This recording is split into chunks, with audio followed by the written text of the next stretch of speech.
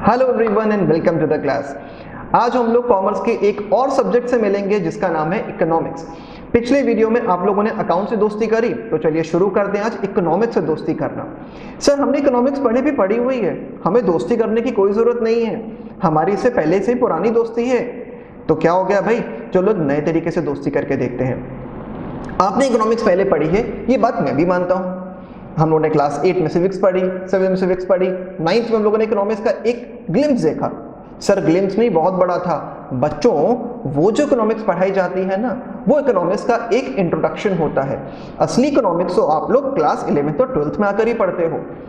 हालांकि जैसे मैंने पिछले वीडियो में बताया था, कुछ बच्चे पहले माइक्रो पढ़ते हैं और मैक्रो पढ़ते हैं, कुछ बच्चे माइक्रो इंडियन इकोनॉमी पढ़ते हैं, लेकिन असली इकोनॉमिक्स तो 11th और 12th में ही समझ आती है। तो आज के इस वीडियो में हम लोग बात करेंगे ब्रॉडली हमारे दो टॉपिक्स के बारे में। पहला, इकोनॉमिक्स क्या है, और दूसरा माइक्रो और मैक्रो इकोनॉमिक्स होता क्या है। सर इंडियन इकोनॉमी पे कब बात करेंगे? करेंगे भाई, आईसीएसई वालों उस पर भी करेंगे, ना परेशान हो। पहले जरा ये तो समझ लो कि इकोनॉमिक्स होती क्या है। ये जो टॉपिक है ये आप में और सीबीएसई दोनों में बिल्कुल कॉमन चलता है, तो डरने की जरूरत नहीं है, बिल्कुल कॉमन टॉपिक है। तो चलो जरा बात शुरू करते हैं हम लोग आज पहले हमारी इस बात पे कि आखिर इकोनॉमिक्स है क्या, और ऐसा क्यों है कि मैं आपको ये बोल रहा हूँ कि आपने जो पहले पढ़ा और जो आप आज पढ़ोगे उसमें फर्क आ जाता है। वीडियो को शुरू करने से पहले एक बहुत जरूरी बात करना चाहूंगा। अब से पहले आप लोग इकोनॉमिक्स को याद कर लेते थे एक ऐसा थ्योरी सब्जेक्ट मान के, लेकिन बिलीव मी, इकोनॉमिक्स से ज्यादा प्रैक्टिकल सब्जेक्ट और कोई हो ही नहीं सकता। कॉमर्स की शुरुआत इकोनॉमिक्स ने ही करी है, तो इसीलिए सबसे इंपॉर्टेंट अगर कोई टॉपिक है तो वो क्या है, इकोनॉमिक्स। तो इससे दोस्ती करेंगे, इसको समझेंगे, और तभी आपको इस सब्जेक्ट में बहुत मजा आएगा। चलिए शुरू करते हैं आज का वीडियो। आज के वीडियो के अंदर जैसे मैंने आपको बोला, हमारे पास दो टॉपिक्स हैं। पहला है व्हाट इज इकोनॉमिक्स, और दूसरा है माइक्रो एंड मैक्रो इकोनॉमिक्स। तो चलो पहले बात शुरू करते हैं व्हाट इज इकोनॉमिक्स पे। एक बुक का एक पेज आपके सामने है, चलो जरा पहले इस पेज को पढ़ के देखते हैं और देखते हैं आखिर ये पेज हमें क्या बोलता है। Imagine yourself as a richest person in India. मान लो कि आप देश के सबसे अमीर आदमी हो। इस वक्त देश का सबसे अमीर आदमी कौन है? मुकेश अंबानी। तो चलो एक मिनट के लिए जरा मुकेश अंबानी बन जाते हैं। अगर आप मुकेश अंबानी हो तो आप क्या करोगे? आंसर ये होगा कि क्या सर हम तो सब कुछ खरीद लेंगे। क्या आप सब कुछ खरीद सकते हो? जरा सोच के देखो, क्या आप मुकेश अंबानी हो तब भी क्या आप सब कुछ खरीद सकते हो? ऐसा क्यों है कि आप सब कुछ नहीं खरीद सकते? क्योंकि आपकी वांट्स अनलिमिटेड होती हैं और आपके मीन्स मतलब कि रिसोर्सेज, यहाँ पर इसे हम लोग क्या बुला रहे हैं, पैसा, वो जो है वो लिमिटेड होता है। तो कोई फर्क नहीं पड़ता आप कितने अमीर हो, इससे कोई फर्क नहीं पड़ता। आपकी सारी के सारी जो वांट्स हैं वो आप सेटिस्फाई नहीं कर सकते।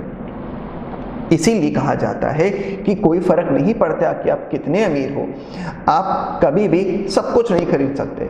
सर ये डायलॉग कुछ सुना है, हमने पिक्चरों में सुना है, पैसा सब कुछ खरीद सकता है लेकिन प्यार नहीं खरीद सकता। अरे वो इमोशनल बातें किनारे करते हैं, वो इममटीरियल बातें। हम मटीरियल बातों के बारे में बात करेंगे। सर क्या क्या, फिर से बोलिएगा, इममटीरियल, मटीरियल, ये सब क्या होता है? तो चलो इकोनॉमिक्स को, इस बुक को, एक काम करते हैं। मैं सबसे पहला जो काम करता हूं, मैं एक ये काम करता हूं। आपने शुरुआत से इकोनॉमिक्स कुछ ऐसे ही पढ़ी है ना? कैसे पढ़ी है? हमने इकोनॉमिक्स पढ़ी है बुक खोल के, टीचर आएगा, बुक पढ़ेगा, इंपॉर्टेंट टिक कराएगा, हम याद करेंगे और काम खत्म हो जाएगा। तो सर आपने भी तो वही करा। मैं ये नहीं करने वाला हूं। मैंने देखो बुक को काट दिया, आपके सामने देखो स्क्रीन पे कटा हुआ है कि नहीं कटा हुआ। तो सर आप क्या करेंगे? मैं चाहता हूं आप सब 1 मिनट के लिए आंख बंद करें। चलो 1 मिनट बहुत ज्यादा हो गया, 5 सेकंड के लिए तो कर सकते हो। क्लोज योर आईज एंड से द वर्ड लाउडली इकोनॉमिक्स। करो करके देखो। अब मेरे सामने होते तो मैं पक्का करवाता, स्क्रीन पे हूं तो नहीं करवा सकता, लेकिन मैं चाहूंगा आप एक बार ये करके देखो। हमारा जो दिमाग है ना, वो हर वर्ड की एक इमेज क्रिएट कर देता है, हर वर्ड की एक इमेज क्रिएट करता है। तो आखिर इकोनॉमिक्स के लिए हमारे दिमाग ने क्या इमेज क्रिएट करी है? चलो जरा आंख बंद करते हैं, मैं भी कर रहा हूं, ठीक है। इकोनॉमिक्स, ठीक, आंखें खोल ली। क्या आया सामने? खुद को जोर से बोल के देखो क्या आया सामने। हो सकता है आपके सामने वर्ड आ गया हो, कोई कंट्री आ गई हो सकता है आपके सामने बैंक आ गया हो, सर डिमांड सप्लाई आ गई, सर गुड्स आ गए। बच्चों मेरे सामने क्या आया? मेरे सामने आया बड़ा एक शुद्ध चीज। क्या है ये? रुपया, पैसा। हाँ जी, मेरे सामने तो यही आता है। मतलब मैं इकोनॉमिक्स को अगर मैं एक डेफिनेशन देना चाहूं, अगर मैं एज अ लेमैन, तो मैं क्या बोलूंगा? इकोनॉमिक्स मतलब पैसा। सिंपल सी बात है ना भाई, इकोनॉमिक्स मतलब पैसा, मैं तो यही बोलूंगा। हो सकता है आपका पॉइंट ऑफ व्यू कुछ और हो, पर मेरे मन में ये आता है। अगर आपके और मेरे मन में भी यही आता है तो मतलब मेरे और आपके ख्यालात काफी मिलते जुलते हैं, काफी पटरी बैठने वाली है हमारे साथ में। तो भाई जब मेरे मन में आता है रुपया या डॉलर या पैसा, तो इकोनॉमिक्स क्या है? सिंपली एक स्टडी ऑफ मनी। सर मतलब सब घूम फिर के पैसे पर ही आता है कॉमर्स पे, बट क्या इकोनॉमिक्स सिर्फ रुपया ही है? तो मैं बोलूँगा नहीं, इकोनॉमिक्स सिर्फ रुपया नहीं है। इकोनॉमिक्स उससे बहुत ही वाइडर कंसेप्ट रखता है। भाई रुपया, पैसा, करेंसीज, मनी, ये सब चीज़ें तो दुनिया में बहुत बाद में आई और इंसान तो उससे बहुत पहले आ चुका था। तो सर क्या शुरुआत से इकोनॉमिक्स थी? इकोनॉमिक्स ने करेंसीज को जन्म दिया क्योंकि इकोनॉमिक्स उससे पहले ही आ चुकी थी। मतलब इकोनॉमिक्स मनी से भी वाइडर टर्म एक रखती है, एक मनी से भी बड़ा कंसेप्ट है इकोनॉमिक्स का। सर आखिर फिर इकोनॉमिक्स आती कैसे? चलो जरा मैं आपसे डिस्कस करता हूं कि आखिर इकोनॉमिक्स आती कैसे। आपके सामने एक अर्थ बनी हुई है, ये क्या है भाई? ये हमारी दुनिया है और इस दुनिया में हमारा प्यारा भारत देश, हमारा इंडिया। इस दुनिया के भी रिसोर्सेस लिमिटेड हैं और हमारे इंडिया के भी रिसोर्सेस हमारे पास क्या है भाई? लिमिटेड है। देखो दोनों चीजें बिल्कुल लिमिटेड ही है ना। रिवॉल्विंग अर्थ के रिसोर्सेज भी लिमिटेड हैं, हमारी कंट्री के भी रिसोर्सेज लिमिटेड हैं। अब सर कौन से रिसोर्सेज के बारे में बात कर रहे हो? देखो भाई, ये जो पहला रिसोर्स मुझे नजर आता है, ये कौन सा नजर आता है? ये है नेचुरल रिसोर्सेज, पेड़ पौधे, हमारी नदियां, लैंड, एवरीथिंग इज लिमिटेड। दूसरे में मैंने एक मशीन बना रखी है और इसका मतलब क्या है? हमारे मैनमेड रिसोर्सेज, ये भी लिमिटेड ही हैं। हम मैनमेड रिसोर्सेज भी बहुत ज़्यादा नहीं बना सकते। थर्ड आता है हमारा ह्यूमन रिसोर्स, मतलब हम लोग खुद, इंसानी ताकत, ह्यूमन स्किल्स, ये भी क्या है? लिमिटेड है। तो मैंने अभी इन तीन रिसोर्स आपको क्या बताने की कोशिश करी कि ये तीनों की तीनों चीजें हमारे लिए क्या है? ये लिमिटेड है, हम इससे बदल नहीं सकते, ये जितनी है उतनी ही रहेंगी। हालांकि हम इसे एनहांस कर सकते हैं, इनकी प्रोडक्टिविटी को बढ़ा सकते हैं, पर हम इन्हें बदल नहीं सकते। बच्चों सर बोलना क्या चाहते हैं? हम तो इकोनॉमिक्स के बारे में बात कर रहे थे, अब तो बात को रिसोर्स पे ले गए। मैं आपसे बात करने वाला हूं एक एनालिसिस के बारे में जिसका मतलब होता है problem of choice. Problem of choice, जरा तीन वर्ड्स पे ध्यान देंगे। एक पहला वर्ड हमारे सामने जिसका नाम है नीड। नीड का मतलब होता है बेसिक नेसेसिटीज, वो चीजें जिसके बिना आप जिंदा ही नहीं रह सकते। मतलब कि फूड, क्लोथिंग एंड शेल्टर, रोटी कपड़ा मकान। जब भी एक इंसान का जन्म होता है, कहते हैं ना हर कोई रोते हुए आता है, गाना है ना एक, रोते हुए आते हैं सब, हंसता हुआ जो हो जाएगा, सेट्रा सेट्रा, जो भी वो गाना है। मेरी आवाज़ अच्छी नहीं तो ज़्यादा एक्सपेक्टेशन ना करना, मैं क्लास में गाने गाने वाला हूँ। कुछ टीचर बहुत अच्छा गाते हैं, मेरे भी टीचर मैथ्स के हुआ करते थे, बहुत बढ़िया गाते थे, बड़ा अच्छा लगता था उनसे मैथ्स पढ़ते टाइम। पर हाँ, मेरी आवाज़ उतनी अच्छी नहीं, मैं पढ़ा अच्छा लूँगा भाई, मैं गाना वाना नहीं गा पाऊँगा। तो कभी क्लास में जब आ जाओगे, कभी कोई डेयर वेयर आ जाता है कि सर गाइए, तो भैया सर गा नहीं सकते, सर से बाकी जो कराने कर लो। हाँ, मैं डांस भी नहीं कर सकता, पहले बोल दे रहा हूँ भाई, गाने नाचने वाले काम ना करना, बाकी जो कहोगे कर लेंगे। तो हम बात कर रहे हैं कि बेसिक नेसेसिटीज क्या होती हैं भाई। हम पैदा हुए तो हम लोग को भूख लगी थी, थोड़े बड़े हुए तो हम लोग को कपड़े पहनने थे, थोड़े और बड़े हुए तो हम लोग को बड़ा घर चाहिए था। जरा याद करके देखें, जब आप बिल्कुल छोटे से, इतने से बच्चे थे, आपको भूख लगती थी, आप क्या करते थे? मम्मी कुछ खाने को दे दो, और उससे पीछे जाते हैं। जब बोलना नहीं आता था, भूख लगती थी, क्या करते थे? जोर जोर से रोते थे ना भाई।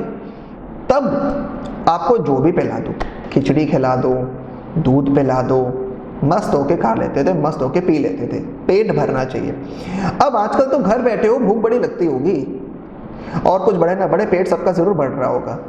तो अब जब भूख लगती तो क्या करते हो? मम्मी भूख लगी बेटा बिस्किट खा लो। छी मम्मी, बिस्किट कौन खाएगा, कुछ बना दो ना अच्छा सा। चलो मम्मी मैगी बना दो।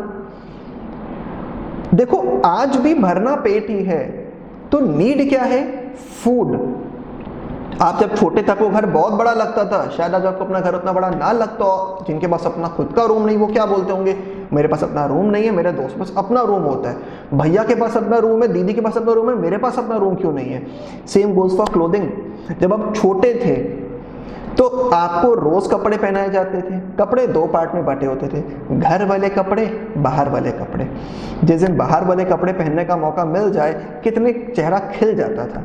लेकिन आज, अब हम बात करते हैं आज के बारे में। जैसे मैंने बोला फूड, भैया पिज्ज़ा, बर्गर, लसान्या या फिर वर्जिन मोहितो चाहिए, या फिर जी हमको तो मैगी चाहिए, ऐसी कुछ चीज़ें चाहिए। शेल्टर, बड़ा घर चाहिए। कई लोगों को सपना रहता होगा ना भाई बड़ा घर लेंगे जिसमें अच्छा सा गार्डन होगा, जिसमें बढ़िया सा हमारे पास एक स्विमिंग पूल होगा, एक्सेट्रा एक्सेट्रा। या फिर आता है क्लोथिंग। अब तो ब्रांडेड कपड़े चाहिए ना भाई, अब पैसे थोड़ी घर बाहर के क्या होते हैं, हमको तो ब्रांडेड कपड़े चाहिए, हमको तो नाइकी के शूज़ चाहिए, हमको तो बड़े बड़े कंपनीज के बैग चाहिए, घड़ियाँ चाहिए। तो क्लोथिंग में भी आपकी चॉइस बदलती चली गई।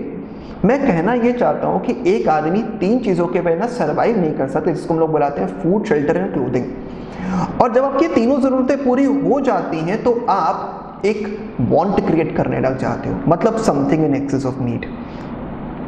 अगर आप नीड से बढ़ के कुछ भी मांगते हो तो दैट इज कॉल्ड वांट। तो सर सेलफोन क्या है, एक वांट है, हालांकि कंफर्ट कैटेगरी में आ जाता है। मान लो आज आपका सेलफोन आपसे ले लिया जाता है तो क्या मर जाओगे? आपको लगता है पर आपको कुछ होगा नहीं, बिलीव में कुछ भी नहीं होगा ऐसा। आपको 2-4 दिन में उसकी आदत पड़ जाएगी। लगता था ना बाहर जाने नहीं जाएंगे तो क्या होगा, घर बैठे हो ना।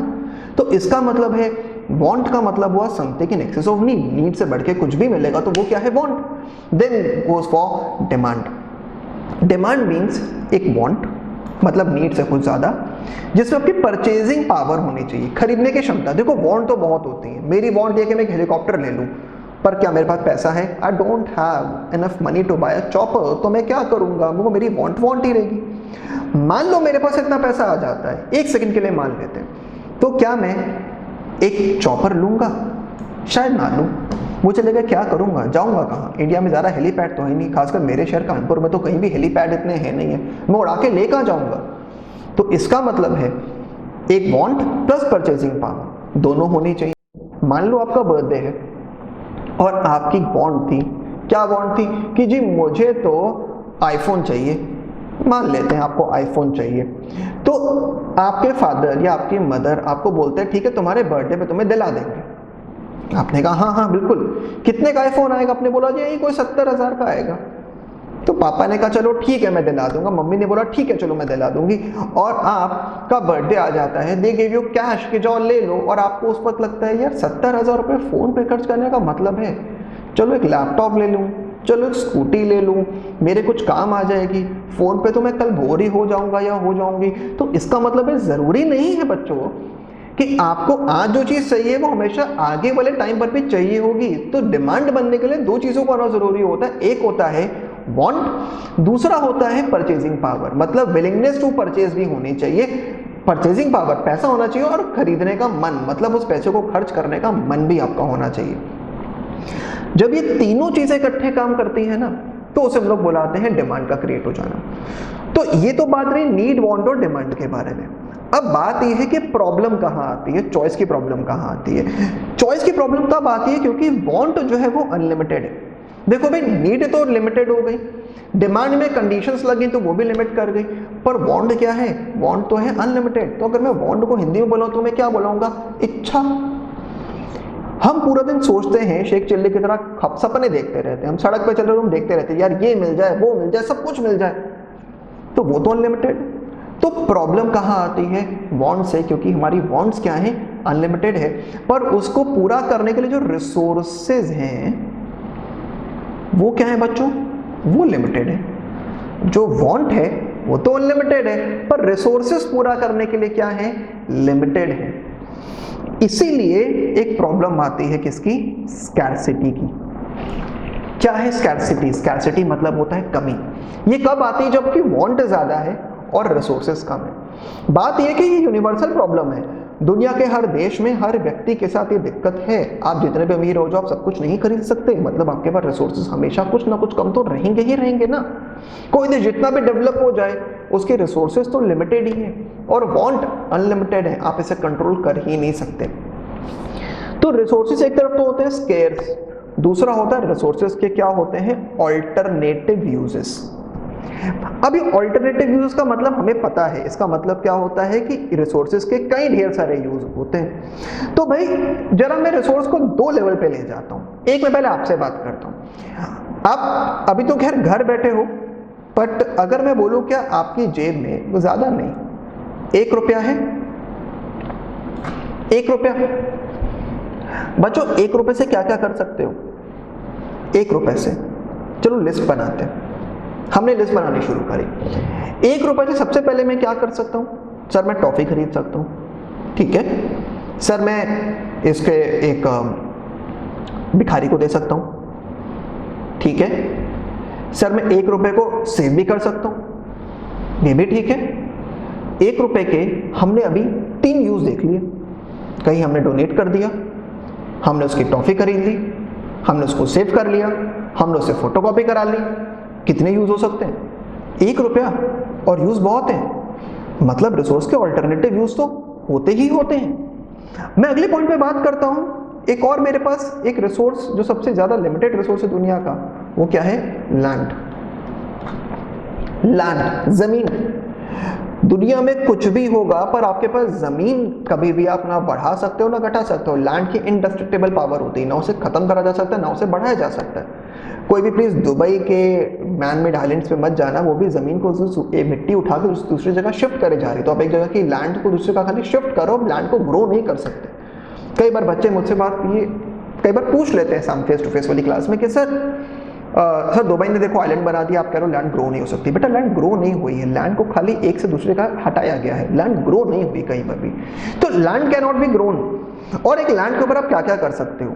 सर हम पेड़ उगा सकते हैं, सर हम घर बना सकते हैं, सर हम एग्रीकल्चर कर सकते हैं, सर हम उसके ऊपर सर फैक्ट्री लगा सकते हैं। देखो रिसोर्स फिर से एक है, उसके ऑल्टरनेटिव यूज है। आप दुनिया का कोई भी रिसोर्स उठा लो बेटा, पेड़, वुड, एक पेड़ है सर फ्रूट दे देगा, या काट दोगे तो वुड मिल जाएगी, वो बेटा वुड मिल जाएगी। उसमें फर्नीचर भी बना सकते हैं, एज उसको फ्यूल भी यूज कर सकते हैं। फर्नीचर में सर हम सोफा भी बना सकते हैं, हम लोग एक बेड भी बना सकते हैं, हम एक डाइनिंग टेबल भी बना सकते हैं। तो रिसोर्सेज स्केर्स हैं और उसके ऑल्टरनेटिव यूजेस हैं। और जब रिसोर्स स्केर्स और उसका ऑल्टरनेटिव यूज है तो हमारे सामने प्रॉब्लम क्या आती है? रिसोर्स का बेस्ट यूटिलाइजेशन करें तो कैसे करें? इसी को हम लोग क्या बुलाते हैं? फाइनली हमारा प्रॉब्लम ऑफ चॉइस। तो what is problem of choice? Problem of choice का मतलब होता है resources are scarce and they have got alternative uses. जब उसके ऑल्टरनेटिव यूजेस भी हैं तो ये देखना पड़ता है कि उसे कहां यूज करें, कैसे यूज करें, कितना यूज करें। इसे हम लोग बुलाते हैं problem of choice. Know believe में पिछले पन्ने में यही लिखा हुआ था, बस मैंने इसको थोड़ा बेहतरीन ढंग से, थोड़ा अच्छे ढंग से लिख के दे दिया। ये समझना है इकोनॉमिक्स में। अब हमारी बात समझिए, जब मैं कह रहा हूं इकोनॉमिक्स को समझना है, दोस्ती करनी है हमको इससे। चलिए आगे बात करते हैं इकोनॉमिक्स के बारे में। तो अब प्रॉब्लम ऑफ चॉइस ने क्या क्रिएट करा हमारे सामने? Economic problem. It means how limited resources can be rationally managed. कैसे रैशनली मैनेज कर सकते हो? और by rational management we mean micro level पे कंज्यूमर डिराइव करे मैक्सिमम सेटिस्फैक्शन और प्रोड्यूसर डिराइव करे मैक्सिमम प्रॉफिट। और at macro level GDP growth with social welfare is achieved. तो अगर रैशनल मैनेजमेंट करना है, मतलब समझदारी भरा मैनेजमेंट करना है, तो माइक्रो लेवल पे कैसे हो सकता है? कंज्यूमर क्या डिराइव करे? मैक्सिमम सेटिस्फैक्शन डिराइव करे। और प्रोड्यूसर क्या डिराइव करे जी? मैक्सिमम प्रॉफिट डिराइव करे। और मैक्रो लेवल पे क्या होगा? GDP growth with social welfare achieve हो जाए। तो चलो जरा इसी पॉइंट पे बात कर लेते हैं कि माइक्रो मैक्रो होता क्या है। सर आप फिर से बुक का पेज ले आए, चलो जरा बुक को एक बार रीड करते हैं, फिर मैं आपको अपना एनालिसिस देता हूँ। Micro economics and macro economics. Micro का मतलब क्या होता है भाई? Small economic unit, individual consumer, individual producer के बारे में बात करोगे, इंडस्ट्री के बारे में बात करोगे तो हम लोग क्या बुलाते हैं? हमारी माइक्रो इकोनॉमिक्स बुलाते हैं। कंज्यूमर एक important economic unit in the context of micro economics, क्योंकि उसके सामने प्रॉब्लम आती है प्रॉब्लम ऑफ चॉइस, मतलब problem of rational management of resources. उसको अपनी लिमिटेड इनकम से इतने गुड्स खरीदने हैं, इतने गुड्स खरीदने हैं कि उसकी जो सेटिस्फैक्शन है वो क्या हो जाए? मैक्सिमाइज हो जाए। अच्छा अब एक कंज्यूमर का सेटिस्फैक्शन कैसे मैक्सिमाइज हो सकता है भाई? अगर कंज्यूमर को मन की चीज मिल जाए। लिमिटेड मनी में, तो हम लोग क्या बोलेंगे, उसका जो सेटिस्फैक्शन है वो मैक्सिमाइज हो गया। प्रोड्यूसर एक और इंपॉर्टेंट इकोनॉमिक यूनिट होता है और वो फेस करता है प्रॉब्लम ऑफ चॉइस। उसको भी ये फेस करना पड़ता है कि उसके प्रॉफिट कैसे मैक्सिमाइज हो जाए, कैसे मिनिमम कॉस्ट पे वो मैक्सिमम प्रॉफिट कमा सके। ये कुछ हमारे और इंपॉर्टेंट डिटर्मिनेंट होता है मैक्रो के अंदर। तो माइक्रो के अंदर तो बात ये है कि जब हम लोग थ्योरी ऑफ डिमांड या थ्योरी ऑफ सप्लाई पढ़ते हैं या थ्योरी ऑफ प्राइस पढ़ते हैं तो हम लोग को पता चलता है कि कैसे माइक्रो इकोनॉमिक्स काम करती है। ये तो बुक की बात रही, बुक का आपको स्कैन कॉपी मिलेगी, उसको रीड कर लेंगे। मैं आपसे अपनी बात करता हूं। माइक्रो का मतलब क्या हुआ बच्चे? माइक्रो का मतलब हुआ स्मॉल। इसका मतलब होता है individual consumer, individual producer, individual firm, individual industry. Problem of demand, demand का मतलब क्या होता है? कंज्यूमर से रिलेटेड होता है, कम पैसों में ज्यादा गुड्स मिल जाना। प्रॉब्लम ऑफ सप्लाई, प्रोड्यूसर के सामने आता है, ज्यादा पैसों में ज्यादा गुड्स देगा। और प्रॉब्लम ऑफ प्राइस या थ्योरी ऑफ प्राइस जिसे हम लोग बुलाते हैं, जब प्रोड्यूसर और कंज्यूमर मिलते हैं तो कैसे इस प्रॉब्लम को टैकल करा जाता है। तो माइक्रो मतलब जब एक सिंगल यूनिट के बारे में बात करेंगे, एक कंज्यूमर तो माइक्रो, सिर्फ कंज्यूमर तो माइक्रो, सिर्फ प्रोड्यूसर या सिर्फ प्रोड्यूसर्स तो माइक्रो, सिर्फ फर्म तो माइक्रो, सिर्फ एक इंडस्ट्री तो माइक्रो, सिर्फ एक मार्केट तो माइक्रो। मतलब जब आप एक इंडिविजुअल यूनिट के बारे में बात करोगे तो माइक्रो पे बात कर रहे हो। डिमांड, सप्लाई और प्राइस के बारे में यहाँ पे बात करी जाएगी। तीन इंपॉर्टेंट जो हमारे सामने आते हैं, प्रोड्यूसर बिहेवियर को समझना, प्रोड्यूसर कैसे प्रॉफिट को मैक्सिमाइज करेगा। कंज्यूमर बिहेवियर को समझना, कैसे अपनी इनकम को एलोकेट करेगा और कैसे अपने सेटिस्फैक्शन को बढ़ाएगा। और थ्योरी ऑफ प्राइस को समझना, जब प्रोड्यूसर और consumer when both meet and how price is determined. इसी के पॉइंट पे मैं मैक्रो के सामने भी आ जाता हूं। मैक्रो का मतलब होता है लार्ज, इसका मतलब होता है इकोनॉमी एज अ होल। ये डील करता है पूरे इकोनॉमिक इश्यूज के बारे में। इसका मतलब है कि इस पे बात कर रहा है problem of employment, GDP growth. मतलब जब हम लोग सारी इकोनॉमिक यूनिट्स को इकट्ठा करेंगे तो हम किस पे आ गए? हम मैक्रो पे आ गए। वाइटल कंपोनेंट क्या है? Theory related to level of output and level of employment, AS और ईडी। मतलब जब टोटल सप्लाई इकोनॉमी के टोटल डिमांड बराबर आ जाए। इन्फ्लेशन मतलब होता है महंगाई का बढ़ना। डिफ्लेशन मतलब होता है जब चीजें सस्ती होने लग जाती हैं, जब एग्रीगेट डिमांड ज्यादा है, जब इकोनॉमी में जितनी चीजें बन रही हैं अगर उससे ज्यादा डिमांड आ रही तो महंगाई बढ़ जाएगी, और अगर इकोनॉमी में जितनी चीजें बन रही हैं अगर उससे कम डिमांड आएगी तो हमारी इकोनॉमी के अंदर चीजें सस्ती होने लग जाएंगी। दोनों ही सिचुएशन खराब होते हैं। मैक्रो इकोनॉमिक्स हम लोग इस बारे में पढ़ेंगे क्लास 12th में। फिस्कल और मॉनेटरी पॉलिसी, बेटा फिस्कल पॉलिसी का मतलब होता है जो गवर्नमेंट का बजट बनता है, सरकार कितना खर्चा करेगी और कितना पैसा कमाएगी, टैक्सेस से, नॉन टैक्स से। मॉनेटरी का मतलब होता है जो आरबीआई पॉलिसी देता है, रिजर्व बैंक ऑफ इंडिया, कि बैंक कैसे लोन देंगे, कितना इंटरेस्ट चार्ज करेंगे, ये सब चीजें। फिर आते हैं मनी सप्लाई, सरकार कितना पैसा प्रिंट करने वाली है और बैंक कितना लोन दे सकते हैं। ये फिस्कल और मॉनेटरी पॉलिसी रिलेट करता है। गवर्नमेंट बजट बिल्कुल फिस्कल पॉलिसी जैसा ही होता है। सरकार, आपको पता है, हर साल अपना एक बजट देती है जिसमें सरकार बताती है क्या सस्ता होगा, क्या महंगा होगा, कितना टैक्स लगेगा, कहाँ सब्सिडी मिलेगी, एक्सेट्रा। फिर एक्सचेंज रेट, 1 रुपया किसके कितने डॉलर के बराबर हो जा रहा है, और बैलेंस ऑफ पेमेंट, कितना एक्सपोर्ट हुआ और कितना इंपोर्ट हुआ। ये मैक्रो के कंसेप्ट हम ज्यादा बात अभी नहीं कर सकते। जब हम लोग मैक्रो पढ़ेंगे 12th में तो हम लोग इसके बारे में खुल के बात करेंगे। ज्यादा बात करके अपना टाइम और एनर्जी इस पर बर्बाद नहीं कर सकते अभी हम लोग। तो वही बात आ जाती है, मैक्रो मींस लार्ज, इसका मतलब होता है इकोनॉमी एज अ होल। ये कवर करता है money supply, government budget, export and imports, problem of unemployment, GDP growth. GDP का अच्छा मतलब होता है देश में कितने तरह के गुड्स और सर्विसेज प्रोड्यूस हुए हैं एक साल के अंदर, तो कैसे इसको बढ़ाया जा सकता है। इन्फ्लेशन, महंगाई या डिफ्लेशन, इनको कैसे टैकल करना है, ये सब हम लोग मैक्रो में बात करते हैं। कंपोनेंट्स क्या है? पहली बात तो लेवल ऑफ आउटपुट। आउटपुट मतलब होता है हम लोग कितने का, और एम्प्लॉयमेंट मतलब कितना बना रहे हैं और कितने लोग एम्प्लॉयड है। ये हमारे सप्लाई और डिमांड पे डिपेंड करता है हमेशा। जब ज़्यादा डिमांड होगी तो उतनी सप्लाई होगी, उतने लोगों को एम्प्लॉयमेंट भी मिलेगा। जरा बात समझिएगा, ज़्यादा सप्लाई है तो ज़्यादा डिमांड आएगी, ज़्यादा डिमांड आएगी तो मतलब आपको, मतलब ज़्यादा डिमांड है तो ज़्यादा सप्लाई आ रही है, ज़्यादा सप्लाई आ रही है तो आपको क्या करना पड़ेगा, आपको ज़्यादा बनाना पड़ेगा। You will produce more, to produce more you will hire more people. आप ज़्यादा लोगों को एम्प्लॉयमेंट दोगे तो कहानी कहाँ शुरू हुई, आपने डिमांड करी, हमने सप्लाई करा, उसके लिए लोगों को रखा, लोगों को इनकम हुई क्योंकि हम उसको पैसा देंगे तो लोग फिर से डिमांड करेंगे, तो पूरी साइकिल बनी रहती है।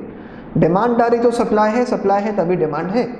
तो इसको मेंटेन रखना इकोनॉमिक्स का काम होता है। इन्फ्लेशन और डिफ्लेशन इसी पे डिपेंड करता है। प्राइस बहुत ज़्यादा ना जाए, प्राइस बहुत कम ना हो। देखो ज़्यादा जाएंगे तो प्रॉब्लम है, अगर प्राइस बहुत कम होने लग जाएंगे, मान लो चीज़ें सस्ती होने लग जाए, जो चीज़ पहले 100 रुपये की मिलती थी वो 10 रुपये की मिलने लग जाए, तो होगा क्या, जो प्रोड्यूसर है फिर वो बनाना बंद कर देगा, लोगों की नौकरियाँ चली जाएंगी, लोगों की इनकम खत्म हो जाएगी। उससे क्या होगा, डिमांड कम होने लग जाएगी तो प्रोड्यूसर और नहीं बनाएगा, तो पूरी इकोनॉमी बैठ जाएगी। इसलिए दोनों चीज़ों को मेंटेन करना बहुत ज़रूरी होता है। Then fiscal and monetary policy. Fiscal policy का मतलब होता है गवर्नमेंट पॉलिसी, और मॉनेटरी पॉलिसी का मतलब होता है जो सेंट्रल बैंक मतलब रिजर्व बैंक ऑफ इंडिया जो बनाता है। मनी सप्लाई, कितना पैसा प्रिंट हो रहा है और बैंक कितना लोन देगा, मतलब क्रेडिट क्रिएशन।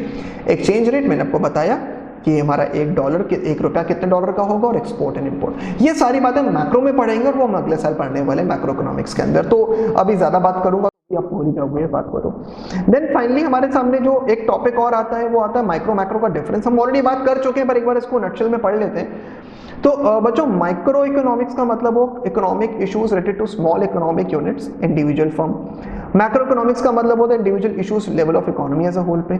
माइक्रो डील करता है थ्योरी ऑफ प्राइस से, मैक्रो डील करता है theory of income and employment से, कितनी इनकम और लोग कितने एम्प्लॉयड है। Study of micro economics assume करता है कि मैक्रो कांस्टेंट है। अच्छा, जब हम माइक्रो पढ़ते हैं तो हम क्या बोलते हैं, मैक्रो कांस्टेंट है। वहीं जब हम मैक्रो पढ़ते हैं तो हम क्या मानते हैं कि माइक्रो कांस्टेंट है। तो दोनों चीजों को साथ साथ चलाना पड़ता है। माइक्रो पढ़ते टाइम मैक्रो कांस्टेंट, मैक्रो पढ़ते time micro constant. Then problem of क्या कंपोनेंट है, consumer behaviour, producer behaviour, theory of price, और वहीं जो हमने पीछे लिस्ट पढ़ी इक्विलिब्रियम ASAD वाला, theory of inflation deflation, fiscal and monetary, money supply, credit creation, government budget, exchange rate and BOP। तो ये तो बात रही हमारी आज की क्लास के बारे में। मुझे उम्मीद आपको समझ आया होगा, मजा भी आया होगा। और आने वाले क्लास में हम लोग अब बात करेंगे कुछ नए टॉपिक्स पे। तब तक के लिए आई एम साइनिंग ऑफ। अच्छे से पढ़ेंगे, अच्छे से रीड करेंगे। कोई डाउट आएगा तो मुझे ग्रुप पे जरूर भेजेंगे। And do tell me in the group कि आपको वीडियो कैसा लगा, बताइएगा जरूर। मिलते हैं हम लोग हमारे अगले वीडियो में। Thank you for today.